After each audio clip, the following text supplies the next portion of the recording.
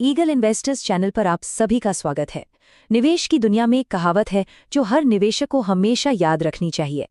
D-Mart retail का वो पातशाह जिसे हर निवेशक जानता है ना, लेकिन इसके जो ताज़ा नतीजे आए हैं उन्होंने कुछ बड़े सवाल खड़े कर दिए हैं। तो आज हम तहकीकात करेंगे कि क्या इस मजबूत किले में वाकई कोई दरार आने लगी है। तो चलिए H1 FY26 के नतीजों की गहराई में उतरते हैं और पता लगाते हैं कि डी-मार्ट की जो ये जबरदस्त ग्रोथ की कहानी है, कहीं उसकी रफ्तार धीमी तो नहीं पड़ रही। देखिए, हम सब डी-मार्ट के नाम से तो वाकिफ हैं, पर इसके पीछे जो असली खिलाड़ी है वो है एवेन्यू सुपरमार्ट्स, इंडियन रिटेल का एक सच्चा महारथी। किसी भी कंपनी के लिए सेल्स उसके इंजन की तरह होती है, सही कहा ना? लेकिन असली सवाल ये है कि क्या ये इंजन पूरी ताकत से, पूरी एफिशिएंसी से चल रहा है? चलिए नंबरों की दुनिया में चलकर देखते हैं। तो सबसे पहले बात करते हैं कमाई की। कंपनी की सेल्स मतलब रेवेन्यू रॉकेट की तरह ऊपर गया है। पिछले साल H1 में जो सेल्स 27,762 करोड़ थी, वो इस साल बढ़कर 32,151 करोड़ हो गई है। ये लगभग 16% का जबरदस्त उछाल है।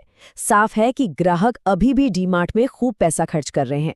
लेकिन हर कहानी में एक ट्विस्ट होता है। बिक्री तो बढ़ी, पर उस बिक्री पर होने वाला मुनाफा वो थोड़ा घट गया। EBITDA मार्जिन जो पहले 8.4% था, वो अब गिरकर 7.9% पर आ गया है। इसका सीधा मतलब है कि कंपनी माल तो ज्यादा बेच रही है, लेकिन हर 100 रुपए के माल पर पहले से कम कमा रही है। और यही निवेशकों के लिए चिंता की पहली घंटी है। और ये दबाव सिर्फ ऑपरेशनल लेवल पर नहीं है। जब हम PAT की बात करते हैं, यानी वो असली मुनाफा जो शेयर होल्डर्स तक पहुंचता है, वहां भी मार्जिन 5.5% से सिकुड़कर 4.9% रह गया है। ये इस बात का पक्का सबूत है कि कंपनी की प्रॉफिट बनाने की मशीन पर दबाव बढ़ रहा है। तो सवाल उठता है कि भाई ऐसा हो क्यों रहा है? इसका एक जवाब छिपा है कंपनी के रेवेन्यू मिक्स में। कुल कमाई का लगभग 56% हिस्सा, मतलब आधे से भी ज्यादा, आता है फूड सेगमेंट से। और हम सब जानते हैं कि फूड्स एक लो मार्जिन कैटेगरी है, तो जाहिर सी बात है, जब आपकी ज्यादातर कमाई कम मार्जिन वाले प्रोडक्ट से आएगी तो ओवरऑल मार्जिन पर तो दबाव दिखेगा ही। अच्छा, सेल्स और मुनाफे की बात तो हो गई, लेकिन क्या कंपनी की नींव यानी उसकी बैलेंस शीट मजबूत है? चलिए अब इसकी पड़ताल करते हैं। अब देखते हैं कि कंपनी का सामान कितनी तेजी से बिक रहा है। इन्वेंट्री डेज यानी सामान को बिकने में लगने वाले दिन थोड़े से बढ़कर 33.9 हो गए हैं। अब ये सुनने में छोटा बदलाव लगता है, पर इसका मतलब है कि माल शेल्फ पर थोड़ा ज्यादा समय तक रखा हुआ है। इससे न सिर्फ कंपनी का कैश ब्लॉक होता है, बल्कि ये डिमांड में हल्की सी नरमी का भी संकेत हो सकता है। लेकिन यहाँ एक जबरदस्त पॉजिटिव पॉइंट है। ये कंपनी लगभग बिना किसी कर्ज के काम कर रही है। इसका डेट टू इक्विटी रेशियो सिर्फ 0.06 है, जो कि शानदार है। मतलब कंपनी पर फाइनेंशियल रिस्क ना के बराबर है, और ये इसकी बहुत बड़ी ताकत है। अब आते हैं एक और बहुत जरूरी मेट्रिक पर, ROCE। ये बताता है कि कंपनी अपने लगाए हुए हर रुपए पर कितनी कमाई कर रही है, और यहाँ भी हमें थोड़ी गिरावट दिखती है। ROCE 9.6% से घटकर 8.8% पर आ गया है। ये थोड़ा चिंता का विषय है, क्योंकि ये दिखाता है कि कंपनी की अपने ही पैसे से और पैसा बनाने की क्षमता थोड़ी कमजोर हुई है। एक रिटेल कंपनी की कहानी असल में ग्रोथ की कहानी होती है ना?